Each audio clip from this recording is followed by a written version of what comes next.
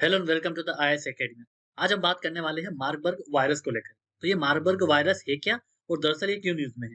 तो world health organisation जो है डब्ल्यूएचओ ने ये कंफर्म किया है कि जो इक्वेटोरियल गिनी है वहां पे इस मार्बर्ग वायरस के कारण 9 लोगों की जान चली गई है। इसके अलावा कुछ अन्य देशों में भी इसकी स्प्रेड की बात सामने आई है। तो इसके बाद से लॉकडाउन प्लान जो है वो इम्प्लीमेंट कर दिया गया है सेनेगल जैसी कंट्री में, घाना जैसी कंट्रीज में, ताकि इसके स्प्रेड को रोका जा सके। अब इसके स्प्रेड को रोकना इसलिए भी जरूरी है, इसकी जो फैटेलिटी रेट है वो 88% है।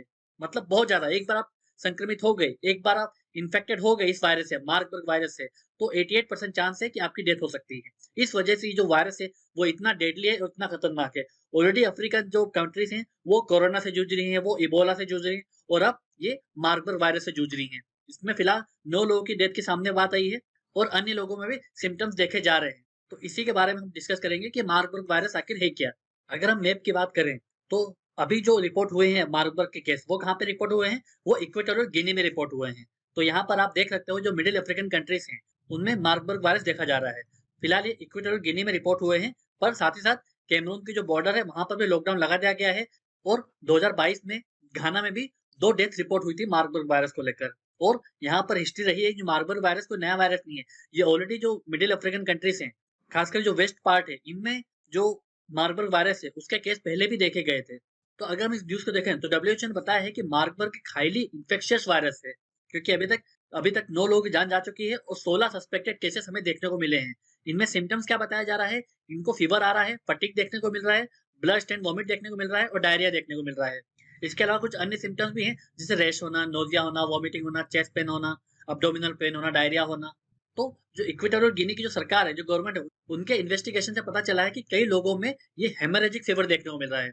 अब मार्बर्ग एक हेमोरेजिक फीवर है, तो यहाँ पर हेमोरेजिक फीवर का मतलब क्या होता है? ऐसा फीवर जो आपकी जो इंटरनल ऑर्गन्स में जो ब्लीडिंग्स होती है, जब आपका ब्लड आपके सर्कुलेटरी सिस्टम से बाहर आकर जो ब्लीडिंग होने लगती है, तब इसे हेमोरेजिक फीवर बोला जाता है। तो जो मेन इम्पैक्ट होता है मार्बर्ग वायरस का, वो ये होता है कि वो एक हेमोरेजिक फीवर कॉज करता है, जिसमें बुखार आता है, इंटरनल ब्लीडिंग होती है, उसके बाद चेल, हेडेक, आपका फीवर देखने को मिलता है। ठीक है? तो ये आपके बेसिकली ये ऐसे आपके इंटरनल ऑर्गन्स को अफेक्ट करता है। अगर हम अफेक्टेड एरियाज को देखें, जो आपके सस्पेक्ट नजर आए हैं, वो रूरल अफ्रीकन वेस्टर्न कंट्रीज में नजर आए हैं, जैसे जैसे कि गेबन, कैमरून, ठीक है, जो कि फॉरेस्ट के आसपास जो बॉर्डर्स लगते हैं। कई हेल्थ मिनिस्टर ने हेल्थ अलर्ट जारी कर दिया है, और जो भी इक्वेटोरियल गिनी से जो नेबरिंग डिस्ट्रिक्ट होती हैं उनमें लॉकडाउन प्लान इंप्लीमेंटेड कर दिया गया है। और इस पूरे प्लान में डब्ल्यूएचओ और यूनाइटेड नेशन दोनों पार्टिसिपेट कर रहे हैं, कंसल्ट करते जा रहे हैं, ताकि इसके स्प्रेड को रोका जा सके। अब सबसे पहला क्वेश्चन ये होता है कि मार्बर्ग वायरस को मार्बर्ग ही क्यों बोला जाता है? देखिए, हमें ये जानना है कि ये जो वायरस है ये सबसे पहले रिपोर्ट हुआ था 1967 में जर्मनी के मार्बर्ग लेबोरेटरी में। जो मार्बर्ग है वहां पर एक लैब, उस लैब में हुआ क्या कि युगांडा से कुछ जो ग्रीन मंकीज थे उन पर रिसर्च चल रही थी। उसके बाद में वहां के जो साइंटिस्ट थे, जो रिसर्चर थे, उनमें ये वायरस एक्सपोज हो गया और वहां पे ये डेथ देखने को मिली। तब से इस वायरस का नाम रखा गया मार्बर्ग वायरस। उसके बाद ये फिर अफ्रीकन कंट्रीज में फैलता चला गया। तो इस वायरस का जो मेन कैरियर था वो था अफ्रीकन फ्रूट बेट, जो चमगादड़ होते हैं, वो इसके मार्बर्ग वायरस के कैरियर की तरह काम करते हैं। दरअसल वो खुद बीमार नहीं पड़ते हैं, बट वो ये वायरस फैला देते हैं। और एनिमल से ये वायरस पास हुआ ह्यूमंस में, और इसमें ह्यूमन टू ह्यूमन ट्रांसमिशन देखने को मिलता है। जैसे कि अगर आपका ब्लड कांटेक्ट में आता है, या कोई फ्लूइड्स आपके कांटेक्ट में आता है, या कोई बॉडी का जो इंफेक्टेड पार्ट अगर आपके कांटेक्ट में आता है, तो ह्यूमन टू ह्यूमन ट्रांसमिशन ऐसे देखने को मिला है। इसके अलावा कुछ कॉन्टामिनेटेड फूड प्रोडक्ट्स भी हो सकते हैं, जैसे कुछ लोग, जैसे चाइना में लोग चमगादड़ खा लेते हैं, तो उससे भी हो सकता है। अगर आप इन्फेक्टेड एनिमल के फ्लूइड कांटेक्ट से आ जाते हो, तब भी आपको फैल सकता है। तो इस तरह ये मार्बर्ग वायरस फैल रहा है। तो ये हाईली इन्फेक्शियस भी है और हाईली डेडली भी है, क्योंकि इसका जो डेथ रेट है वो 88% है। अब इसका डायग्नोसिस कैसे होता है? इसका डायग्नोसिस होता है, जो आपका थ्रोट और नसल स्वैप्स होती है उससे पता चल जाता है। ठीक है? आपके यूरिन और ब्लड से पता चल जाएगा। आपका जो एलिसा टेस्ट होता है उससे भी ये पता लगाया जा सकता है। अगर हम मार्बर्ग वायरस को स्टडी करें तो ये फिलोवायरस फैमिली के बिलोंग करता है। इस फिलोवायरस फैमिली में और कौन सा वायरस होता है? इबोला वायरस भी होता है।